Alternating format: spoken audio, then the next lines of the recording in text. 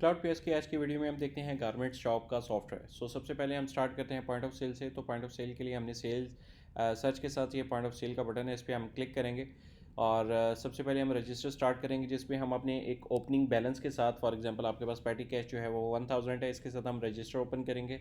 Register open करने के बाद यहाँ पर आपके पास पॉइंट ऑफ सेल ओपन हो जाएगा और यहाँ पर आपके पास राइट साइड पे जो है वो कैटेगरीज़ हैं। इन कैटेगरीज़ में से आप कोई भी आइटम जो है वो सिलेक्ट कर सकते हैं क्लिक करके। और अगर आपने कोई वेरिएंट वाली आइटम होगी तो वो यहाँ पर आपके पास उसके मल्टीपल ऑप्शंस यहाँ पर नज़र आ जाएंगे, जिनमें से एक सेलेक्ट करके आप उस आइटम को यहाँ पर डिस्प्ले पे देख सकते हैं।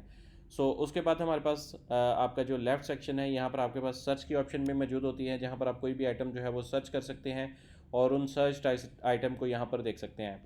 इसके बाद यहाँ पर आपके पास अगर कोई वेरिएंट वाली आइटम होती है तो उसको हॉवर करने पे राइट साइड पे आपके पास उस वेरिएंट की कंप्लीट स्टॉक और उसका एसक्यू यहाँ पर आपको नज़र आ रहा होता है। और उसके बाद यहाँ से आप आइटम कोई भी सिलेक्ट कर लेते हैं। सिलेक्ट करने के बाद ये आपके पास आइटम एडिट हो जाती है। अगर आप आइटम सेम टाइम पे कोई रिटर्न करना चाहें तो रिटर्न के बटन पे क्लिक करके जहाँ पर आप मल्टीपल आइटम्स बेच रहे होंगे वहाँ पर आप एक आइटम जो है वो रिटर्न भी ले सकते हैं। सॉरी, ये आइटम ऑलरेडी मौजूद थी तो मैं इनमें से कोई ऐसी आइटम ऐड करता हूँ जो कि पहले मौजूद नहीं थी। तो फॉर एग्जांपल ये वाली मेरी आइटम, ये यहाँ पर -1 स्टॉक के साथ मेरे पास आ जाती है। और यहाँ से मेरे पास अब क्विक पे की ऑप्शन मौजूद है। यहाँ से मैं कैश में पेमेंट या क्रेडिट कार्ड पे पेमेंट कर सकता हूँ, या फिर मैं इधर से क्विकली मल्टीपल पेमेंट भी सिलेक्ट कर सकता हूँ। यहाँ पर सेल्समैन भी सिलेक्ट हो जाता है, जिसमें हमारे पास उस सेलमैन के ऊपर जो है वो उसकी कमीशन एलोकेट हो जाती है। और यहाँ पर जो डिफरेंस ऑफ बैलेंस होता है, यहाँ पर कैश पेमेंट में और बैंक अकाउंट जो हमने सेलेक्ट किया होता है उसके अंदर उसकी एंट्री हो जाती है। सबमिट करने के ऊपर ये हमारा बिल फाइनलाइज हो जाता है। इस बिल के अंदर हमारे पास दोनों ऑप्शंस मौजूद होती हैं, जो हमने रिटर्न की है और जो हमने सेल की है, वो दोनों यहाँ पर हमारे पास ऑप्शंस नज़र आ जाती हैं। इसके बाद हमारे पास जो नेक्स्ट ऑप्शन अवेलेबल है वो है कि अगर एक आइटम है, उस आइटम के अंदर अगर हमने उसकी प्राइस चेंज करनी है तो यहाँ से हम प्राइस चेंज कर सकते हैं। उसके अलावा यहाँ पर हम डिस्काउंट आइटम बाय आइटम दे सकते हैं। 10 रुपये लिखने का मतलब है 10, और अगर मैंने 10% डिस्काउंट करना हो तो साथ में परसेंटेज का आइकन डाल सकते हैं। इसके साथ लोअर जो है वो लिमिट भी हम सेट कर सकते हैं, ताकि हम जो है वो आइटम को लॉस पे सेल आउट ना कर सकें। सिस्टम जो है वो उसको प्रिवेंट करता है, और इसकी सेटिंग जो है वो आप यूज़र प्रेफरेंस से चेंज भी कर सकते हैं। अगर आप इस आइटम्स को हाइड करना चाहें, जैसे चेंज प्राइस को हाइड करना चाहें और इसी स्क्रीन के ऊपर आप प्रॉफिट भी देखना चाहें, तो आप इसको इनेबल कर सकते हैं। और यहाँ पर आपको प्रॉफिट भी में जो है वो नज़र आता रहेगा कि कितना आपको इसमें प्रॉफिट हो रहा है। तो उसके बाद हमारे पास यहाँ पे मल्टीपल यूज़र प्रेफरेंस अवेलेबल है, जैसे कि आइटम सर्च होने के बाद ऑटोमेटिकली सिलेक्ट हो जाए, और भी हमारे पास काफ़ी ऑप्शंस हैं जिसको आप इनेबल करके मैनेज कर सकते हैं। तो इसके साथ साथ यहाँ पर आपके पास अगर आप कोई बारकोड है तो डायरेक्टली यहाँ पर स्कैन करने के बाद वो आइटम ऑटोमेटिकली सिलेक्ट हो सकती है।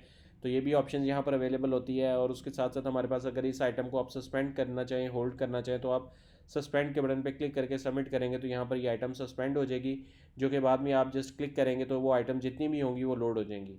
और अगर आप इसको कैंसिल करना चाहें तो यहाँ से बटन पे क्लिक करके आप कैंसिल कर सकते हैं। इसके साथ साथ यहाँ पर हमारे पास जो है वो एक बिलिंग स्क्रीन भी मौजूद होती है, जो कि कस्टमर साइड पे यूजुअली डिस्प्ले की जा रही होती है। जब एक साइड पे बिल बन रहा होता है तो कस्टमर को अपनी साइड पे जो है वो उस बिल की डिटेल जो है वो नज़र आ रही होती है, और इस साइड पे आप अपनी एडवर्टाइजमेंट चला सकते हैं, कोई पिक्चर की फॉर्म में या कुछ टेक्स्ट लिख के या कुछ प्रमोशनल आइटम यहाँ पे डाल सकते हैं, ताकि कस्टमर उन आइटम्स को देखते हुए वो आइटम भी आपसे डिमांड कर सके। तो ये भी ऑप्शन हमारे पास यहाँ पर अवेलेबल होती है। उसके अलावा शॉर्टकट्स हमारे पास यहाँ पर अवेलेबल होते हैं, जो कि आप अपनी मर्ज़ी से कस्टमाइज़ भी कर सकते हैं। इसके साथ साथ आपके पास एरो कीज़ और मल्टीपल शॉर्ट कीज़ यहाँ पर पहले से अवेलेबल हैं। यहाँ पर हमारे पास रजिस्टर की डिटेल आ रही होती है कि कितनी आइटम्स हमने सेल आउट कर दी और कितनी हमारे पास इस वक्त जो है वो मौजूद हमारे पास कैश है। उसके साथ साथ यहाँ से डायरेक्टली आप जो है वो रजिस्टर को क्लोज भी कर सकते हैं। आप अपने एक्सपेंसेस भी यहाँ से ऐड कर सकते हैं, डायरेक्टली एक्सपेंस ऐड कर सकते हैं। उसके साथ साथ यहाँ पर आपके पास कस्टमर की पेमेंट्स जो है वो भी आप पे कर सकते हैं, और सप्लायर की पेमेंट्स भी यहाँ पर डायरेक्टली आप पे कर सकते हैं। तो ये ऑप्शंस हमारे पास पॉइंट ऑफ सेल के अंदर मौजूद हैं। इसके बाद हम चलते हैं जी अपने डैशबोर्ड के ऊपर। डैशबोर्ड पे जाने के बाद हमारे पास यहाँ पे सबसे पहले सेक्शन पे हम देखते हैं प्रोडक्ट के अंदर एंट्री। प्रोडक्ट ऐड करने के लिए हमने ऐड प्रोडक्ट में जाना है।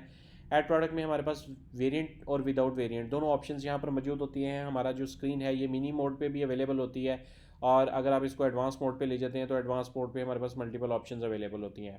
मिनी मोड पे जस्ट आपके पास एक नॉर्मल प्रोडक्ट की एंट्री हो जाती है, जिसमें आप प्रोडक्ट की फॉर एग्जांपल टेस्ट मिनी के नाम से मैं एक प्रोडक्ट ऐड करता हूँ। यहाँ पर मैं कैटेगरी जो है वो एक न्यू बनाना चाहूँ तो यहाँ पर मैं कुछ भी टाइप करके एंटर करूँगा तो वो कैटेगरी यहाँ पे क्रिएट हो जाएगी।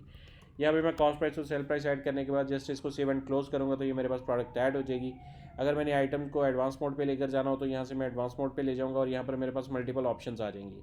जैसा कि यहाँ पर मैं एक प्रोडक्ट ऐड कर रहा हूँ कि फॉर एग्जांपल टेस्ट प्रोडक्ट, और फॉर एग्जांपल ये एक सूट है और यहाँ पर मैं उसको कैटेगरी जो है वो एग्जिस्टिंग में से भी लगा सकता हूँ। और इस प्रोडक्ट का अगर मैंने ओपनिंग स्टॉक ऐड करना है तो यहाँ से मैंने वेयर हाउस क्वान्टिटी को इनेबल कर लेना है।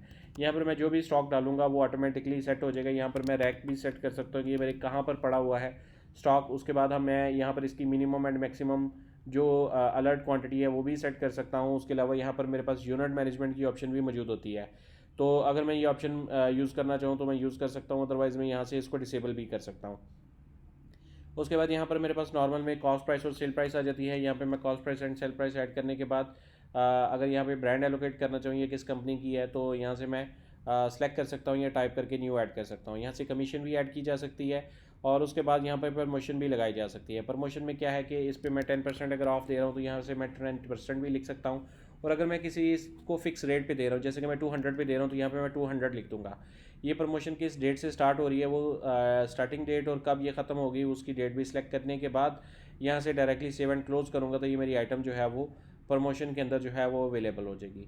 इसके बाद ये हमारे पास प्रोडक्ट ऐड करने का तरीकाकार नॉर्मल था। अगर मैंने वेरिएंट वाली प्रोडक्ट ऐड करनी हो तो उसके लिए मैं यहाँ पर वेरिएंट प्रोडक्ट जो है वो एक ऐड करता हूँ। वेरिएंट प्रोडक्ट ऐड करने के लिए यहाँ से मैंने कलर एंड साइज़ को इनेबल करना है, वेयर उस क्वांटिटी को मैं अभी डिसेबल कर रहा हूँ। यहाँ से मेरे पास कॉस्ट आ जाती है, मेरे पास क्या कॉस्ट है और यहाँ पर मैं सेल प्राइस लिखूंगा। इसके बाद यहाँ पर मेन काम जो होता है वो वेरिएंट बनाने का होता है। तो यहाँ से मैं कोई कैटेगरी सेलेक्ट करने के बाद यहाँ पे फॉर एग्जांपल मैंने साइज़ ऐड करना है तो साइज़ मैं लिख लेता हूँ कि मेरे पास स्मॉल साइज़ है, यहाँ पर मेरे पास मीडियम साइज़ है और मेरे पास लार्ज साइज़ है। इसके साथ साथ अगर आप साइज़ के साथ कलर भी मैनेज करना चाहें तो एक और ऑप्शन ऐड कर सकते हैं और यहाँ पर मैं कलर लिख देता हूँ और यहाँ पर मैं लिख देता हूँ कि मेरे पास रेड कलर मौजूद है और मेरे पास ग्रीन कलर मौजूद है।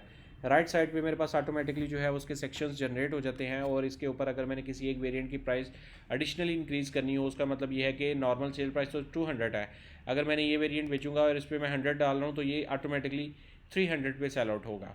तो यहाँ पर आप एडिशनल प्राइसेस भी मैनेज कर सकते हैं और डायरेक्टली यहाँ से उसकी प्रमोशन भी आप इस सेम एक वेरिएंट पे प्रमोशन लगा सकते हैं और इधर से भी मैनेजिंग वहाँ पे हो जाती है।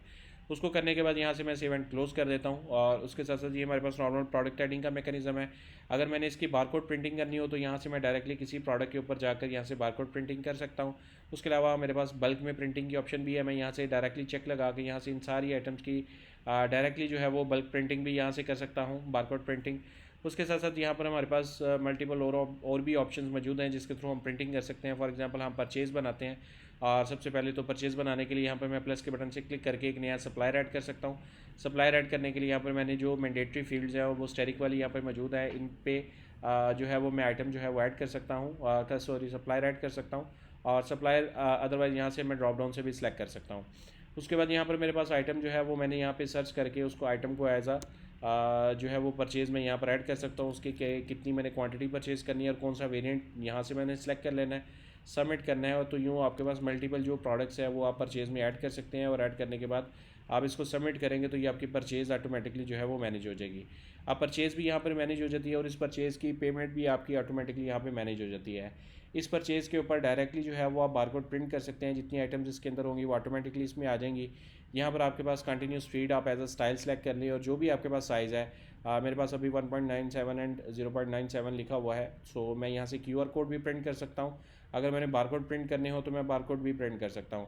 1 अप 2 आपकी सारी ऑप्शंस यहाँ पर अवेलेबल है, तो जो मैं यहाँ पे बारकोड प्रिंट करना चाहूँ वो मैं कर सकता हूँ। उसके अलावा यहाँ पे मेरे पास ऑप्शंस मौजूद होती हैं कि मैंने इस बारकोड के अंदर क्या क्या चीज़ें प्रिंट करवानी है, तो जो जो चीज़ें मैं चेक मार्क में ऐड करूँगा वो चीज़ें सारी ऑटोमेटिकली उस बारकोड के अंदर जो है वो पार्ट बन जाएगी और ये मेरा बारकोड प्रिंटिंग के लिए अवेलेबल हो जाएगा।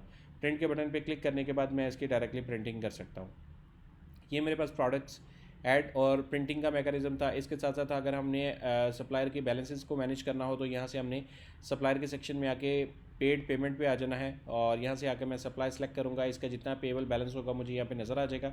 यहाँ पर मेरे पास जो है वो डायरेक्टली मैंने अमाउंट ऐड करनी है और बैंक अकाउंट यहाँ से सिलेक्ट करना है जिसमें मैंने उसकी एंट्री करनी है और दैन इसको सबमिट करूँगा तो उसकी उतना बैलेंस जो है वो ऑटोमेटिकली रिड्यूस हो जाएगा। तो यूँ मेरे पास सप्लायर को पेमेंट ऐड करने का मैकेनिज्म है। इसी तरह से हमने कस्टमर की अगर क्रेडिट पे पेमेंट ऐड की हो तो उसको भी हम सप्लायर कस्टमर पेमेंट से जाके पेमेंट ऐड कर सकते हैं। इसके बाद अगर मैंने इनके लेजर्स देखनी हो तो लेजर्स देखने के लिए मैं डायरेक्टली जो है वो सप्लायर की अगर मैंने लेजर देखने तो यहाँ से मैं डिपॉजिट रिपोर्ट पे आ जाता हूँ। यहाँ से मैं सप्लाई सेलेक्ट करता हूँ, स्टार्ट और एंड डेट सेलेक्ट करने के बाद जब मैं इसको सर्च करूँगा तो यहाँ पर इसका कंप्लीट लेजर जो है वो मुझे विजिबल हो जाएगा। इसके साथ साथ अगर मैंने फाइनेंस के अंदर देखना है तो फाइनेंस के अंदर जो सबसे इंपॉर्टेंट चीज़ जो डेली बेसिस पे देखी जाती है उसको हम यहाँ पर देखते हैं कि मैंने फाइनेंस के अंदर जाकर रिपोर्ट्स पे जाके समरी रिपोर्ट पे आ जाना है। समरी रिपोर्ट पे ऑटोमेटिकली मैंने जितनी पेमेंट्स की होती हैं उसकी मुझे यहाँ पर एक समरी फॉर्म में नज़र आ रही होती है। अगर मैं इसको एक्सपेंड करता हूँ तो यहाँ पर ये कस्टमर वाइज सेग्रीगेशन आ जाती है और उसके ऊपर जब मैं क्लिक करता हूँ तो ट्रांजेक्शन लेवल की यहाँ पर एंट्रीज़ मुझे नज़र आ जाती हैं। तो ये हमारे पास यहाँ पर फाइनेंशियल के ऊपर जो है वो चीज़ें मुझे नज़र आ रही होती हैं। इसके अलावा अगर मैंने यहाँ पर डिफरेंट टाइप ऑफ रिपोर्ट्स है, बैंक रिकनसाइल है, मेरे पास डे बुक्स है, जितनी भी पेमेंट्स आ रही होती हैं वो कम्प्लीटली यहाँ पर मुझे नज़र आ रही होती हैं और उसकी ट्रांजेक्शन हिस्ट्री को यहाँ पर मैं चेक कर सकता हूँ। तो इसके साथ साथ अगर आपने मल्टीपल यूज़र्स क्रिएट करने हो तो यूज़र्स क्रिएट करने के लिए यहाँ पर आप यूज़र्स के सेक्शन से आके सबसे पहले आप सेटिंग में आ सकते हैं और यहाँ पर आके आप ग्रुप परमिशन पे आ जाएं। इसकी डिटेल्ड वीडियो भी हमारे पास चैनल पे अवेलेबल है। यहाँ पर मैं एक ओवरव्यू करवा देता हूँ कि किसी भी ग्रुप को यहाँ से आप परमिशंस एडिट कर सकते हैं और जो परमिशन आप चेक मार्क लगाएंगे वो परमिशन उसको अलाउडेड होंगी, बाकी परमिशन उसके डिसेबल रहेगी। अगर आप न्यू ग्रुप बनाना चाहें तो आप न्यू ग्रुप भी बना सकते हैं। उसके लिए आपने इस सेक्शन से आके ऐड यूज़र ग्रुप भी ऐड कर सकते हैं। उसके अलावा जब आप एक यूज़र ऐड करेंगे तो उस यूज़र को जब आप ग्रुप एलोकेट करेंगे, जो भी ग्रुप आपने बनाया होगा उस ग्रुप की जो भी परमिशंस होंगी वो यहाँ पर आप सेट कर सकते हैं। उसके अलावा इस यूज़र को यहाँ पर डिस्काउंट की लिमिट भी आप सेट कर सकते हैं। और इस पे बिलिंग में हमारे पास कौन सी बिलिंग स्क्रीन आएगी और कौन सा हमने सेल मैन एलोकेट करना है इसको बाय डिफ़ॉल्ट में, और बाकी सारी डिटेल फिल करके इस यूज़र को हम ऐड कर सकते हैं। ये यूज़र ऐड करने का मैकेनिज़्म है। उसके साथ साथ हमारे पास यहाँ पे सेल्समैन की सारी मैकेनिज़म्स मौजूद होता है, जिसमें हम मैनेज सेल्समैन में जाते हैं तो यहाँ पर हमारे पास सारे सेल्समैन ऐड हो रहे होते हैं। और अगर मैंने न्यू ऐड करना हो तो यहाँ से मैं ऐड से सेलमैन ऐड कर सकता हूँ और यहाँ पर मेरे पास जो कमीशन है उसकी भी यहाँ पर मैनेजिंग हो जाती है। उसके अलावा यहाँ पर सेलमैन के रिलेटेड रिपोर्ट्स होती हैं कि सेलमैन ने जो है वो हमारे पास क्या क्या जो है वो सेल आउट किया हुआ है और इसमें सेल माइन आइटम वाइज यानी प्रोडक्ट वाइज भी मुझे यहाँ पे नज़र आ जाता है। कमीशन और आइटम्स भी आ जाती है मंथली, और बाकी तमाम रिपोर्ट्स भी सेलमैन के लिहाज से यहाँ पे मौजूद होती है। मोस्ट इंपॉर्टेंटली जो सेल्स के रिलेटेड रिपोर्ट्स होती हैं उनमें जो ज़्यादातर यूज़ होती है वो डेली सेल्स रिपोर्ट होती है। डेली सेल्स के अंदर हमारे पास कैलेंडर के अंदर जितनी भी सेलिंग हुई होती है वो यहाँ पर हमें नज़र आ रही होती है और उसके अंदर जो प्रॉफिट होता है वो भी हमें नज़र आ रहा होता है। इसके साथ साथ यहाँ पर सेल्स रिपोर्ट होती है जहाँ पर डिफरेंट टाइप ऑफ फ़िल्टर्स मौजूद होते हैं। इन फ़िल्टर्स को यूज़ करते हुए मैं अपनी सेल रिपोर्ट डेली बेसिस पे जो है वो देख सकता हूँ कि मेरे पास क्या क्या चीज़ें सेल आउट हुई हैं। उसके बाद यहाँ पर हमारे पास सेल्स आइटम रिपोर्ट भी मौजूद होती है जिसमें मैं आइटम बाय आइटम देख सकता हूँ कि इस दिन पे कौन कौन सी आइटम बिकी है और किस किस वेरिएंट के साथ बिकी है। इसके साथ साथ fast moving and slow moving items की रिपोर्ट्स यहाँ पर मौजूद होती हैं। उसके साथ साथ हमारे पास एजिंग रिपोर्ट भी मौजूद होती है और रजिस्टर की रिपोर्ट और काफ़ी ज़्यादा डिफरेंट टाइप ऑफ रिपोर्ट्स यहाँ पर मौजूद हैं जो कि एक बिज़नेस को रन करने के लिए डेली बेसिस पे यूज़ होती हैं।